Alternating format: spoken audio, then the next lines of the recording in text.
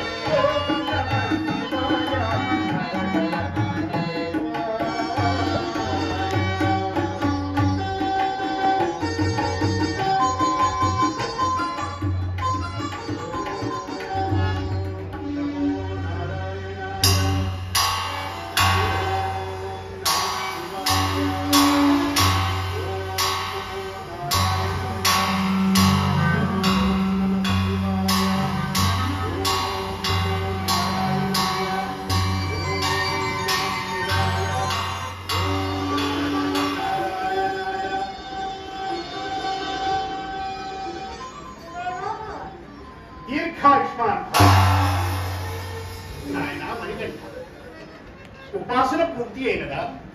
ఉనికిలేని ఉపాసనకు తుది ఉన్నదా తండ్రి?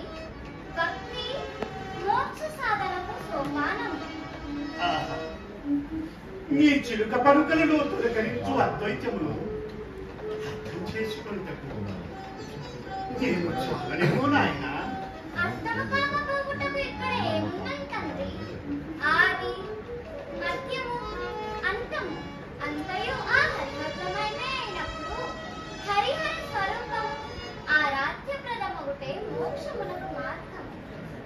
చిరుప్రాయములోని వేదోపనిషత్తులు గ్రంథ ప్రబంధములు అష్టాదశ పురాణములు అధ్యయనము చేసి గురుదేవునే శిష్యునిగా చేసుకున్న పరమాత్మక సౌమ్యమూర్తిని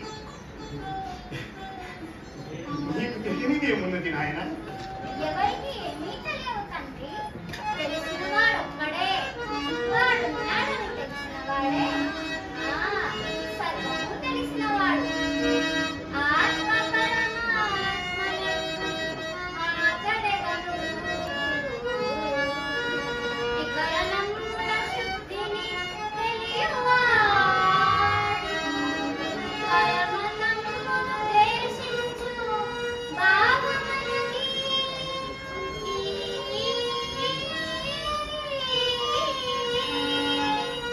కులమి చరించునాతడే కూర్చుడయ్యా.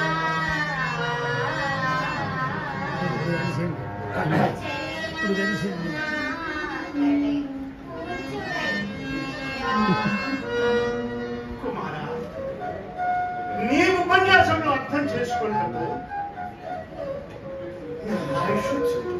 సాధదు నాయన. ఆయుష్ కూడా ఉపాసనమైనప్పుడు ఉపన్యాసం అర్థం కాకపోదు తండ్రి. కుమార, నీవు నాకు దొరికిన వేళ విశేషం అదేమో కానీ మాకు సంతానం లేని మాకు సంవత్సర కాలంలో సంతానము కలిగినది, సుపుత్రులు జన్మించినారు. నీవు నీ తమ్ముడు ఇద్దరు నాకు రెండు కళ్ళ లాంటి వారు. అంతా ఆ హరిహరుల దయ. కాలయాపన పెళ్ళిగానా తండ్రి? మంచి పోయిన తమ్ముని కూడా వెంట తీసుకొని వెళ్ళనందుగా తోడుతుంది.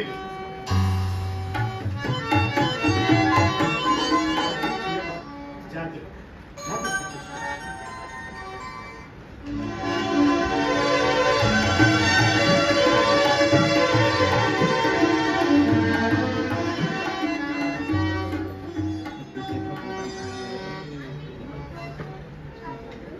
ఈ బాబుని అంతరస్వరూపము అర్థమవుతుంది.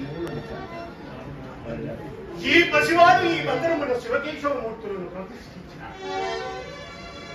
శివకేశవులకు ఏకత్వము చాటి చెప్పుతున్నారు. ఇతడెవరో లోకోత్తమ పురుషుడని నా భావం. అదే నిజమైనచో ఇక నాకు కావలసినది ఏమున్నది?